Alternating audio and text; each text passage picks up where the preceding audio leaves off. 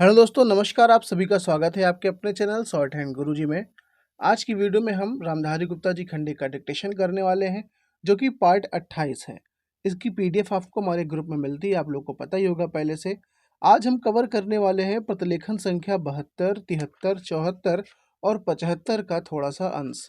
इस डिक्टेशन की गति रहेगी 100 शब्दों प्रति मिनट की। डिक्टेशन को एज अ मॉक डिक्टेशन आप ले सकते हैं। आप ट्राई करिए कि आप कितनी कम से कम एरर ला सकते हैं अभी तक आपने जितना भी अभ्यास किया है। साथ ही में अगर आप इसकी आउटलाइन नहीं बना पाते हैं तो एक बार अच्छे से आउटलाइन बना के दोबारा इसका अभ्यास करिए, लेकिन कोशिश करिए कि गलती आपकी एकदम ना के बराबर आए। तो चलिए फिर स्टार्ट करते हैं आज का डिक्टेशन। डिक्टेशन स्टार्ट हो जाएगा 5 सेकंड के बाद। तब तक आप लोग वीडियो को लाइक वगैरह कर दीजिए। Ready, start. इस देश में या सभी देशों में शिक्षा के 3 भाग होते हैं। एक तो वह जिसमें छोटे-छोटे बच्चों को शिक्षा दी जाती है। दूसरा वह जिसमें युवावस्था के पहले बड़े होने तक, और तीसरा वह जिसमें युवावस्था के विद्यार्थियों को शिक्षा दी जाती है। इन तीनों भागों की शिक्षा पद्धतियाँ अलग-अलग हैं, परंतु वे एक दूसरे से मिलती-जुलती होती हैं और एक से दूसरे में जाने में कोई कठिनाई नहीं होनी चाहिए। इसलिए यदि हम अपने देश की शिक्षा में सुधार चाहते हैं, तो सबसे अधिक आवश्यक यह है कि सर्वप्रथम प्राथमिक शिक्षा में, उसके बाद माध्यमिक शिक्षा और फिर विश्वविद्यालय शिक्षा में सुधार किया जाना चाहिए। महोदय, आज इस समारोह में सम्मिलित होकर मुझे बड़ी प्रसन्नता हो रही है। जब से मैं आपके नगर में पहुंचा हूं, आपने जिस प्रेम और उत्साह के साथ मेरा स्वागत किया है, उसके लिए मैं आपको धन्यवाद देता हूं। मैं जानता हूं कि यह स्वागत किसी व्यक्ति विशेष के लिए नहीं, बल्कि यह देश के प्रति आपके प्रेम का प्रमाण है। भारतवर्ष जब से स्वतंत्र हुआ है, उसके सामने बड़ी-बड़ी कठिनाइयाँ रही हैं, परंतु ईश्वर की दया से हम एक-एक कठिनाई को हल करते गए हैं और आज कहा जा सकता है कि अब हमें प्रगति के लिए प्रशस्त मार्ग मिल गया है। यदि हम चाहें और देश के लिए आपस में मिलजुल कर साहस तथा उत्साह के साथ काम करें, तो संसार में ऐसी कोई चीज नहीं जो इस देश के लिए दुर्लभ हो। इसलिए एक ऐसे दिन का मनाना जिस दिन देश की उन्नति के लिए एक बहुत बड़ा कदम उठाया गया था, स्वाभाविक ही है। अंग्रेजों के साथ जिस समय स्वराज्य के लिए समझौता हुआ, उस समय उन्होंने और सब चीज़ों के साथ-साथ एक काम और किया, जिसका परिणाम कुछ भयंकर हो सकता था। जहाँ एक ओर अंग्रेजी राज्य सीधे तौर पर चलता था, वहाँ दूसरी ओर देशी नरेशों के अधीन 600 से अधिक रियासतें भी थीं। ब्रिटिश सरकार ने जाते समय यह घोषणा कर दी कि ये सभी रियासतें अपने को उन सभी शर्तों और बंधनों से मुक्त समझें जो उन्होंने ब्रिटिश सरकार के साथ किए थे, और प्रत्येक का अधिकार है कि वह चाहे तो हिंदुस्तान के साथ अथवा पाकिस्तान के साथ मिल जाए या अपने को स्वतंत्र रखे। एक नीति के रूप में यह बात बिल्कुल ठीक थी, परंतु यदि हमारे देशी नरेशों के हृदय में भी वह देश प्रेम नहीं होता जो उन्होंने दिखलाया, तो संभव था कि एक भारतवर्ष के बदले आज भारतवर्ष के कई टुकड़े हुए होते। यह समस्या देश के एक भाग में अब तक तय नहीं हो पाई है और वह भाग कश्मीर का है। उसके लिए हम अभी भी चिंतित हैं। देशी नरेशों के देश प्रेम, उनकी दूरदर्शिता और समय को पहचान कर उसके अनुसार अपने को ढाल लेने की उनकी शक्ति के फलस्वरूप ही भारत के दो टुकड़े हो जाने पर भी विशाल भारतवर्ष आज रह गया है।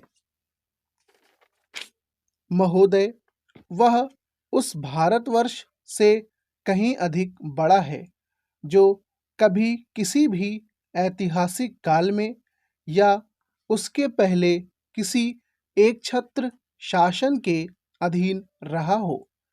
आप जानते हैं कि भारतवर्ष इतना बड़ा देश है, पर संसार के और बड़े-बड़े देशों की सैनिक शक्ति के सामने उसकी शक्ति बहुत कम है।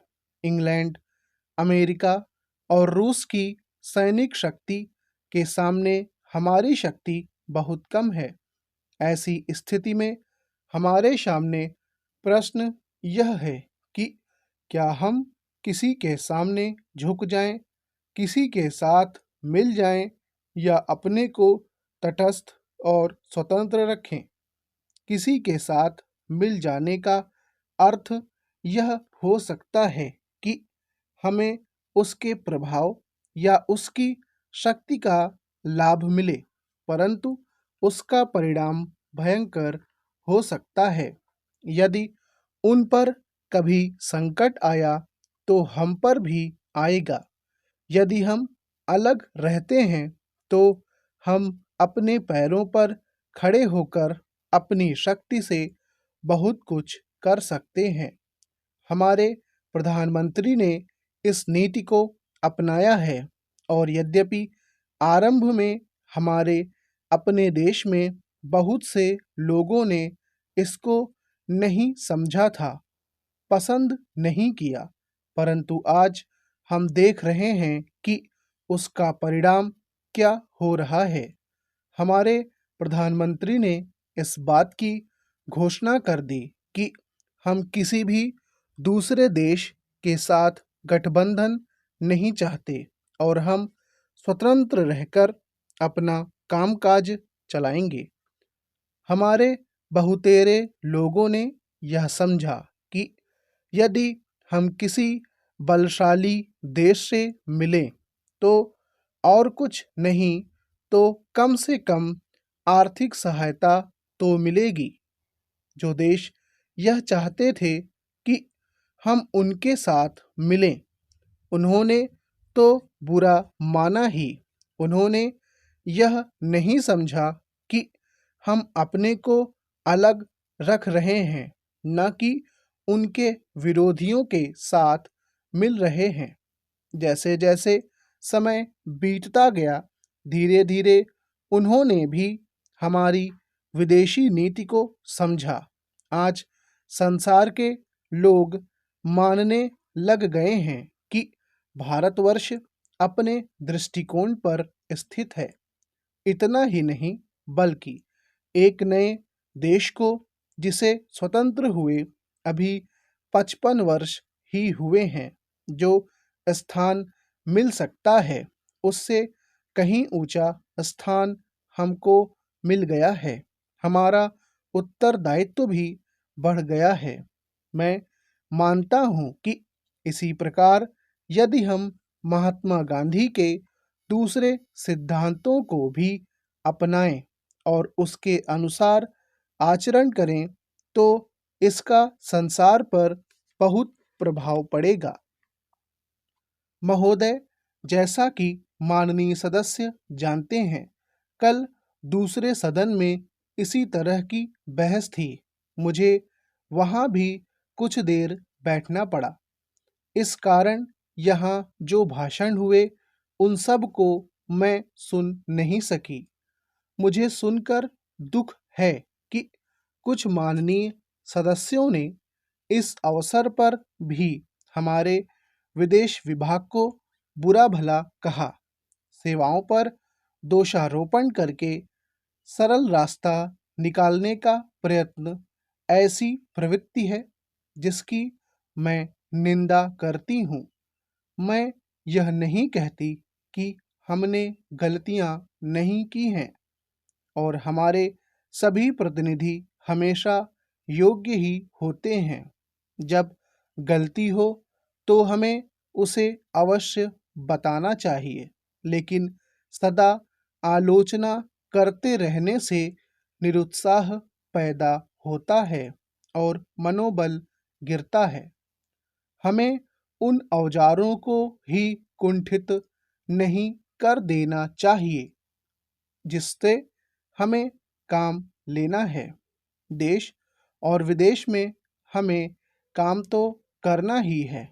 हम अच्छी तरह जानते हैं कि पाकिस्तान के शासकों को दी गई हर सहायता बांग्लादेश के निर्दोष लोगों के विरुद्ध इस्तेमाल की जाएगी। स्टॉप।